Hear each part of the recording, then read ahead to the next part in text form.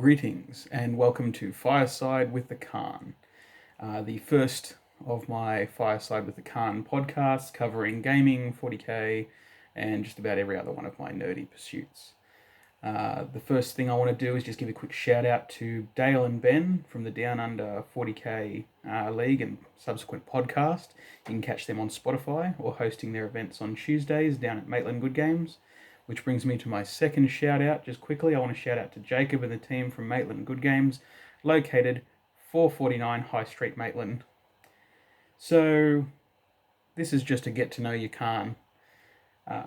Pretty much, I started Warhammer 40k and Warhammer in the 90s when I found an abandoned White Dwarf magazine on my school bus, and had the great luck, actually many weeks later, to have its original owner get on that school bus and at least tell me what the hell I was looking at. I read that thing cover to cover, absolutely loved Warhammer. Had no idea what the hell I was looking at. Didn't realise I was probably going to spend the next couple decades playing this game on and off. My brother and I, it was really cool. We just sort of saved up our pocket money, which back then was about $6 a week. Ended up taking so long to do it, in fact, that it went from 4th edition fantasy, so goblins and elves, monopose goodness, up to the semi-multi-part Brentonians and Knights, Brentonian Knights, and the Lizardmen, which was good fun. When you've spent all those weeks trying to work out who's going to play which army, and then you have to make it up on the spot. Ended up, saving up, getting that. It was pretty good. Our mum was actually the biggest violent warlord that we ever met. She actually beat us and then refused to play again. The next thing we sort of did was I'd go through the back of the White Dwarf book I had, and I ended up finding that there was a stockist if Games Workshop opened in Newcastle, New South Wales, the sister city. And we went there, and by fluke it was actually the grand reopening sale. So we knuckled down and bought a whole ton of stuff, and then went home and spent ages trying to work out what the hell it was going to be. A little bit of trivia, actually, Games Workshop Newcastle opened in 1990. I only found that out this week, actually, when I was doing a bit of research. Ended up sort of dabbling, moving off into other things. Fantasy was pretty much my go-to. 40k came later. And I ended up staying with Dark Elves when they became, I think it was 2000s multi-part kits. That really took off for me, and I've still got those boys hanging out in my cupboard, in my little display cabinet. And also Marines, always a very happy Marine player. So yes, I apologise to everyone who isn't a Marine player, but too bad, so sad. Aren't you glad you're not me?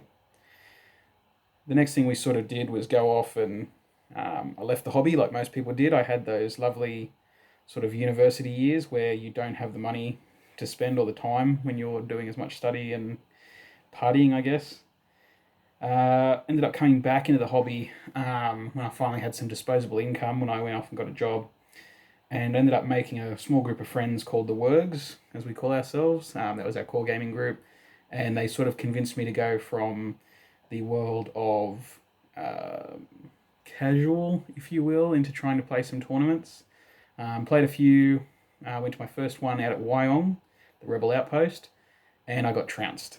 Went back, tried again, and was preparing for ITC when a lovely Papa Nurgle popped his head up and smashed us all with this lovely coronavirus. So 2020 has just been more hobby for me, helping fight the grey, as a certain other Aussie might put it.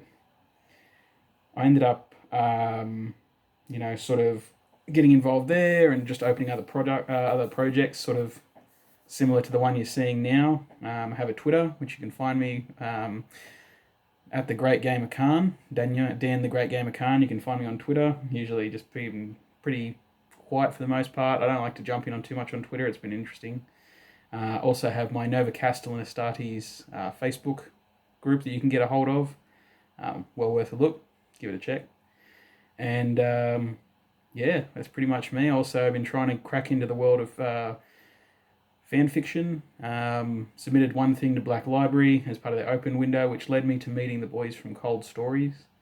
And I've just been submitting things to there on and off for a little while now. The next thing I sort of cracked into was a bit of tournament, listening to podcasts, all that kind of stuff, and that's what I want to talk about today. So our fireside chat today will be focused mainly on this one argument that I've noticed since I've been coming into the competitive arena, and that is the great war between power players, meta chasers, and our good friends, the casuals. The basic the basic agreement that I find with this whole thing can be summed up in an anecdote. When I was in high school, I was not an athletic individual. Surprise, surprise. But myself and this other kid who was equally unfit, we were forced to run the 1500 every year. And this would be our last year of having to do it because we were about to become seniors. And as seniors, you don't have to do this kind of PE garbage anymore. So the two of us decided we'd make a deal. We would walk it. Yep, I thought, good deal. Let's not embarrass ourselves. Let's just walk this one in. And we got to going, and we'd done the first 1,000 meters, and everything was hunky-dory. And then we get to the last 500, and things started to look all right. We get to the last 200, and I look across, and my friend looks across at me, and I can tell instantly what he's about to do. He starts running. So I have to start running. And they were both sprinting our guts out. Now, luckily, he was a chain smoker and I wasn't, so I managed to beat him in the end. But this story, to me, sums up all of the arguments between the casuals and the power players. Put quite simply, when you go to a tournament, there seems to be an arrangement that I expect people are going to try and sprint. Now, there's many names for it. Win at all cost lists, meta chasing, power gaming, whatever you want to call it. You're going to find them there. I think it's part of the social contract. And I just want people to understand that when it comes to my position on it, don't jump in the ocean with pork chops strapped around your neck and get surprised when you get bitten by a shark. This is the environment for these guys, and I learnt this a long time ago. So when I used to be into fantasy, I went to my first fantasy tournament, and there were 18 players, and we'd all been prepping our local area. We all sort of knew who ran what. I was like, that's the Orcs and Goblins player. Everyone knew I ran Dark Elves and stuff like that. On the day of the tournament, all these other players turned up. We'd never seen them before, and they all ran really, really strong lists. And it was a very good education because I got smashed. But I came 8th out of 18, so I can't complain too greatly for my first ever tournament. Fast forward to 8th edition 40k, when I went out to Wyong, I took Mechanized Company Marines, so just lots of tactical Marines. I hadn't really got into my Dark Imperium stuff just yet. Razorbacks, things were looking pretty good. I was running Salamanders pre-supplement days, just the one reroll to hit one, per shot at shooting or fighting phase, so that was good enough for me. I'm happy with that. But played Grey Knights, got smashed. Played Orcs, that was actually a vicious one. This was an ETC tournament, and the cards came out in such a way that my opponent smashed me for 13 points on the first turn. There's no coming back from that, I don't care who you are. The next one that sort of occurred was a Dark Elf game, and again, it's a fun game because I just made it about staying alive. And there was one great moment, and you should always do this when you're playing games, find your great moments. So for me, it was watching a single TAC Marine sitting up in top of a building, flamethrowing everything that was driving past him. And that was good enough fun for me. But I went away from that tournament really sour because I'd just been flogged, 3-0, 3-0, just dying. Driving home, talking about it, I was very lucky. Ben gave me some sage words and we sort of talked things out, and I stopped being angry. And this is the joke I make. They're not casual players, they're scrubs.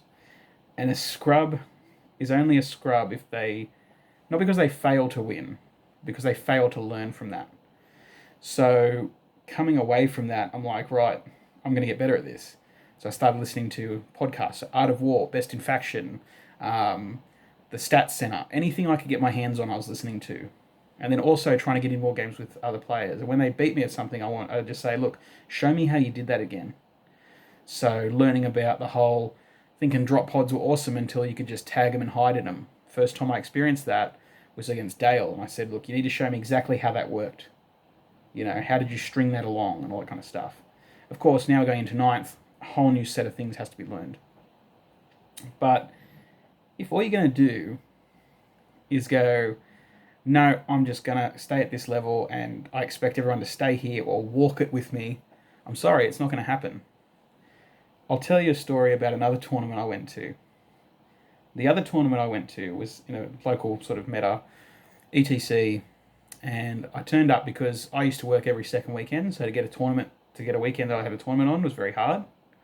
So what I would do is if I got it way in advance, I'd try to book that shit in. So remembering, I'm trying to, quote, get good. So I'd studied, I'd been playing Iron Hands. I swapped after Wyong to Iron Hands, mainly because I wanted that 6-up Feel No Pain, because I figured, you need a chance to stay on the board longer. Didn't predict that we were going to get the supplement drops that we got, and then Iron Hands went to Death Incarnate.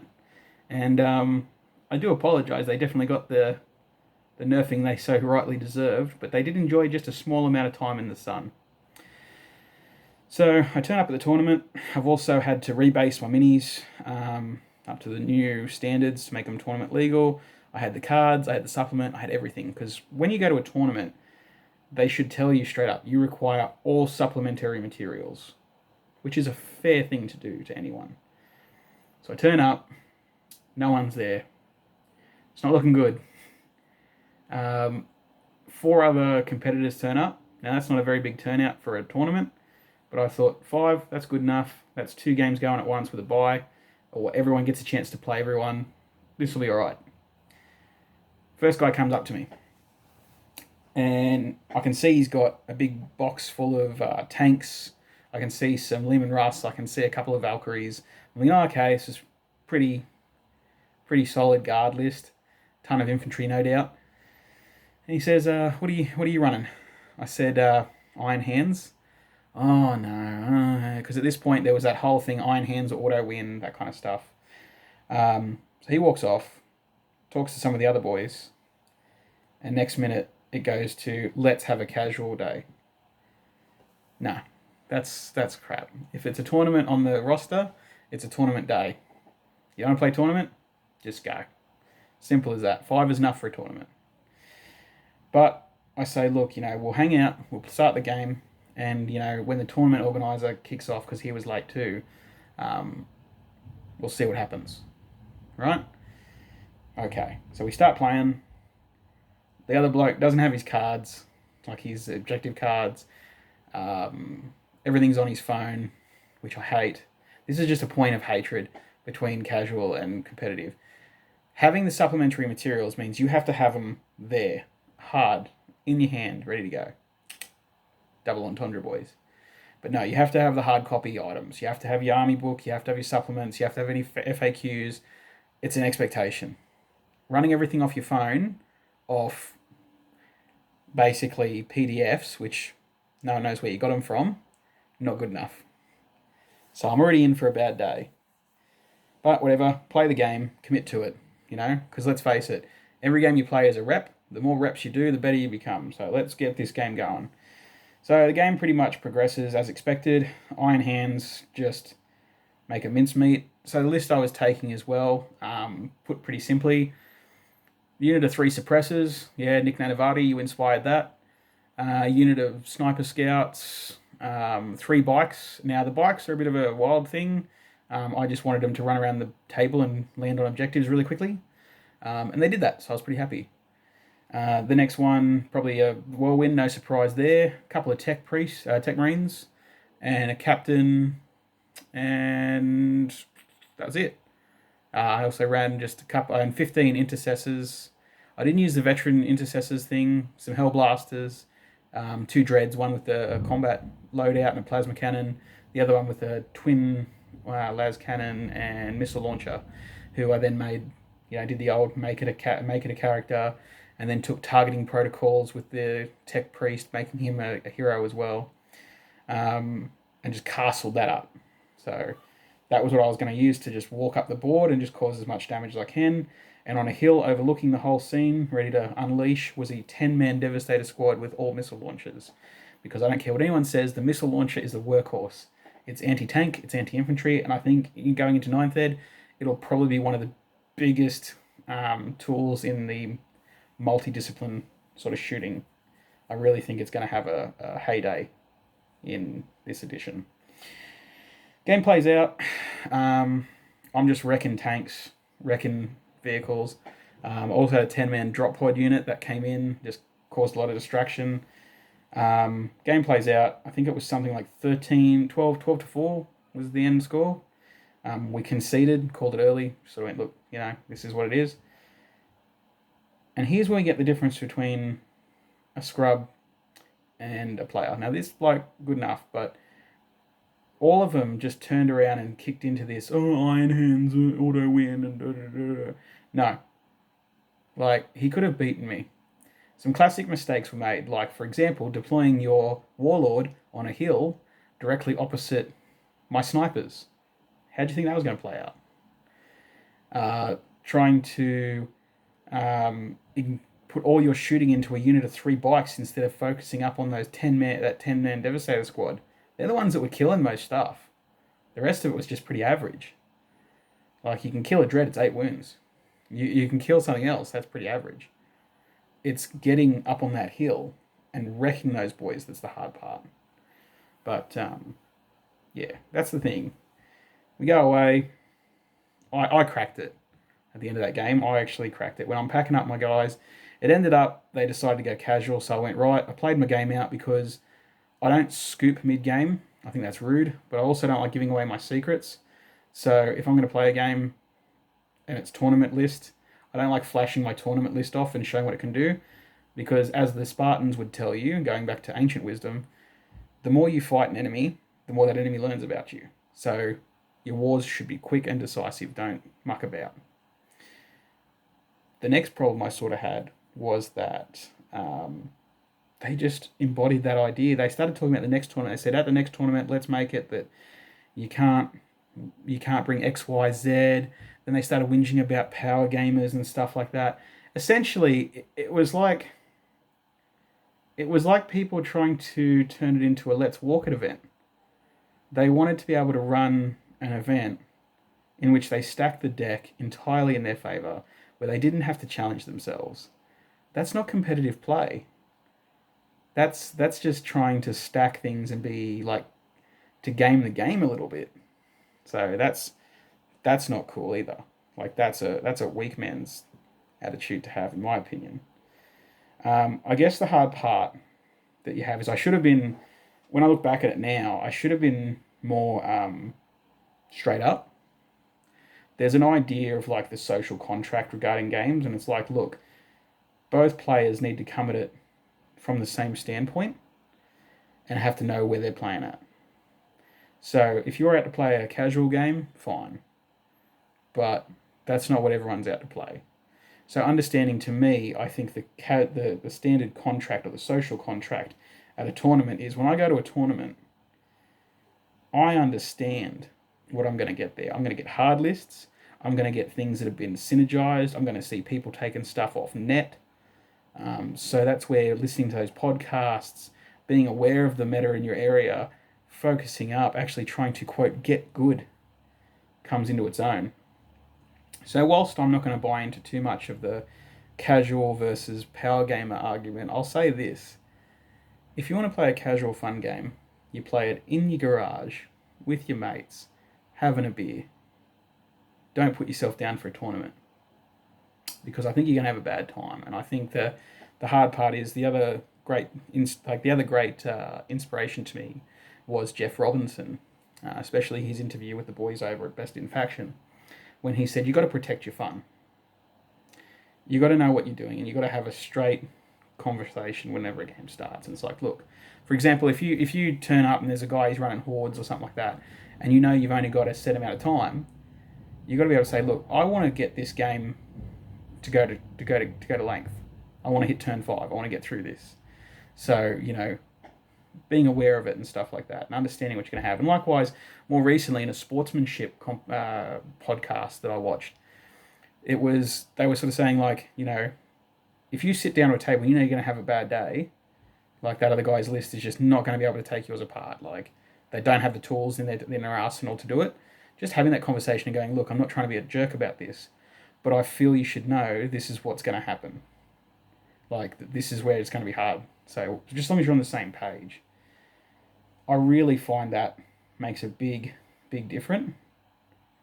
Big difference in your gaming. I can't really get down with this casual versus power game. Casual tournament just to me sounds like, to quote Judge George Carlin, it's about as annoying as soft rock. Um, it doesn't exist. This fake sort of thing where you're trying to get there, it's just never going to happen. You're trying to make a tournament that's safe, and that's not tournament play. I want to see hard lists. I want to see people that are going there and bringing some real filth. I think that ninth ed potentially is going to soften that a bit because of the secondaries and stuff, which makes me laugh because one of the funniest things that I found online is that people will sling mud at ITC players and stuff like that and really give them a hard time. But what's funniest to me is that, well, the secondaries now exist. I should probably let the cat out of the bag. I've managed to get, along with a lot of people now because of all the leaks. I mean, Games Workshop leaks like a sieve. It's unbelievable. I've never seen anyone, outside of maybe The Last of Us 2 leaks, I've never seen anyone just get leaked this bad. So we managed to get a hold of the rules or some of the mission packs and stuff like that. Um, and we played them. We gave it a go. We didn't really have the points, so we're trying to estimate. And this is a big thing. Like, you're not going to know what you got until the points come out. We can actually make lists. So I was trying to make a list basically with whatever I had. We had the leaked points list for Marines. So I was sort of just making a list based on that. And what I did was I didn't take my usual list. I just took I'll take a librarian because I want to see what the psychic phase is like. I'll take a chaplain because I want to see how that works. I'll take some deep striking units so I can see what the reserves rules play like. I will take some bikes, just whatever, just to see how it plays. It was a good game, very tight game, 20-17. Piggott took out the win with his Dark Elder, probably because he fed three of my characters into the wood chipper that is Draz. Um, and the one thing I want to shout out is some of these new things with the secondaries. As someone who's played a little bit of ITC, secondaries I get and I understand very well. And I think it's going to be interesting watching those tactical cards and the objective cards disappear and get replaced with stratagems. But here's why I want to talk about the power versus the casual player. I think Games Workshop in ninth edition, it's going to marry in. So you're going to see people training from the get-go in this style. It'll soften the kill everything, take only kill secondaries, ITC hardliners, but it will also bring up the casual crew that are used to playing with those objective cards, whilst also removing the randomness from it, which is the biggest bane, I think, the difference between these two groups. The competitive players come at it from a point of, I need to reduce as much randomness out of this game as I can, whereas the casual players, they can rely on a bit of that randomness to get them across the line. Okay? That's something I've found. So it might upset the apple cart just a little bit, but I feel that there's a meeting of the ways there, that ninth edition is going to help sort of bridge this gap. But my takeaway as well, that I just want to get across, is that I have no time for the people who want to complain about win at all cost net listing, blah. Like, I've played Magic the Gathering. I've played Warhammer. Okay, I've had a go at Bolt Action and other things like that. And win at all cost is just, to be honest, I think it's part of the game. And I think anyone who goes to a tournament and says, I'm just here to have fun, I don't care if I win, lose, or draw, I'm not saying they don't exist. I'm just saying, like, people like to win. So if you're going to be out there, I don't want you to come to it. If we ever meet in real life, shake my hand. Hospitality sacred to the Khan. But I don't ever want to hear after a game, you won because of X, or you won because you're net listed, or you won because of that. Because even back to my Newcastle tournament thing, I wasn't going to name the tournament, bugger it. Back to that tournament, when they were going through the lists and saying, like, going after the game, saying, oh, it's just auto win, you're medal listed, blah, blah. No, my list was not an Iron Hands medal list. If it was an Iron Hands medal list, I would have taken more dreads. I would have taken some unkillable, bigger vehicles. I probably wouldn't have wasted any time on bikes. You don't usually find bikes in a Iron Hands medal list. I'm just saying, they don't exist. Okay? Maybe now, actually, interestingly enough, you're going to see bikes in Iron Hands lists, but it'll be the new Primaris bikes from the Indomitus box, because, that many wounds with that toughness, with an Iron Hands, feel no pain, it's a bit of a non-brainer. Like, they're going to be sweet. And with the new objectives, they're going to be good for whipping around, grabbing objectives, or clearing objectives on a charge. I think they're going to be fantastic. And White Scars, mate, today is your day. The day the Khan is telling you you're in for a good day if you can get your hands on some of these bikes, because White Scars lists are going to tear up. And the new game really helps with you guys rushing board control, being fast, assaulting quickly, clearing them off objectives. I can see White Scars becoming a real fun list to have in 9th edition. So that's all the Khan really has for today. This was just a very quick introduction topic, and I want to finish with the great wisdom of the Khans. Ooh. I don't know if you heard that. There's a nice big clap of thunder. Tengri himself is here. So, big bit of wisdom. Remember, a scrub is a scrub not because he lost the game, but because he failed to learn from it. Thank you for this very short podcast. Just an introduction. I look forward to seeing you all again with Fireside Chats with the Khan. Have a good one.